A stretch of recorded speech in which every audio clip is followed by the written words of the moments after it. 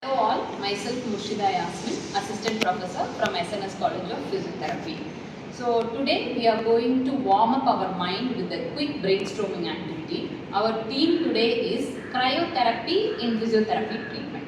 So this activity helps us to recall what we already know and share ideas freely. So remember, during brainstorming, there is no right or wrong answer. Feel free to speak out. Okay? So let's start with the question that or a triggering question. So here is your first question to start your task. When you hear the word cryotherapy, what comes to your mind? The first would be ice bath. Yes, ice pack is the very first thing when we hear about the word cryotherapy. Excellent. Next. Ice massage technique. Yes, ice massage technique can be a very good thing in localized cooling maintenance. Next. Cold water immersion. Cold water immersion. When there is a need to immerse the part in the cold water, we can do the cold water immersion. That is mainly used in the sports rehabilitation. The other thing? We can use vapor cooling spray. Yes, vapor coolant spray. Well said. So instant cooling spray or usually used especially in the trigger point pain relief. Okay. So now let's move on some effects. What effects does the cryotherapy produce? The first effect would be a pain reduction.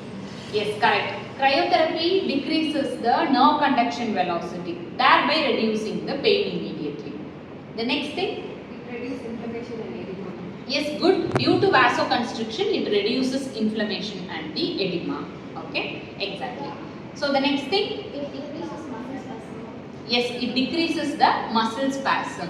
Since the pain has reduced and the metabolic rate also can be reduced, so that there will be a decrease in the muscle spasm. The other thing? And it decreases the metabolic rate in the tissues. Yes, the metabolic rate in the tissue will obviously get reduced in the cryotherapy treatment. Nice. Okay. Now tell me some condition where cryotherapy is used. The first would be acute sprain or strain. Yes, acute sprain or strain, perfect choice. Cryotherapy is the first line of treatment in acute injuries. Next. Arthritis flares.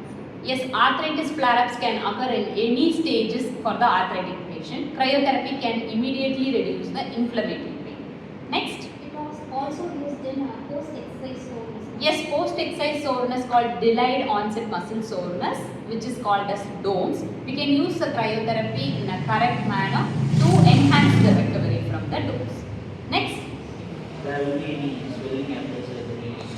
Yes, post-surgical swelling, post-surgical stiffness. We can give a good example for that in case of post-operative edema control. So cryotherapy will be much better in post-operative edema control. Okay. Now give me some contraindications for the cryotherapy. The first would be a Raynaud's disease.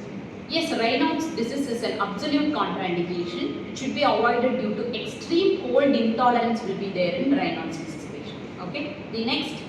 Cold hypersensitivity or allergy. Yes, cold hypersensitivity or allergy, absolutely. Next, impaired circulations can be the contraindication for the cryotherapy patient. Next, And there will be a reduced sensation area.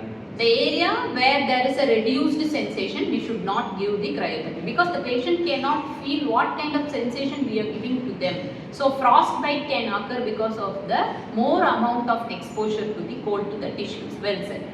So next, let's think a bit deeper. What physiological response occur when the tissue temperature decreases? The first physiological effect would be a vasoconstriction. Yes, blood vessels narrowing will create a vasoconstriction effect. That is the first physiological response we can expect from the cryotherapy. Okay. So how does the cryotherapy help in acute injury? Reduce swelling and slow down tissue damage. Exactly. Lowering the temperature reduces the metabolic activity. Okay. What precaution we should take before applying cold therapy? We should check for the skin integrity and the sensation. Yes, we should check clearly for the skin integrity and the skin sensation before applying the cryotherapy. That precaution we have to take. That is an important one. Okay. So next, one condition where cryotherapy is the best choice. Conditions such as ankle sprain is used for cryotherapy. Excellent. Okay. One condition where cryotherapy should be avoided. Raynaud's disease. Yes, Raynaud's disease is the condition which is completely contraindicated for the cryotherapy. So wonderful brainstorming, everyone. So let's quickly summarize. Cryotherapy uses the cold metabolic activity will be reduced with the help of ice packs, ice massage, cold immersion, and all type of cryotherapy available in our state of treatment. We can give many of the physiological responses to the patient. Okay. However, some contraindications and precautions we have to keep in mind while treating with the cryotherapy. We should not randomly apply cryotherapy for all patients without checking the contraindication and without inspecting the area to be treated. Okay. So now we have a strong foundation in the cryotherapy. So we will be using these kind of techniques in our further clinical practices.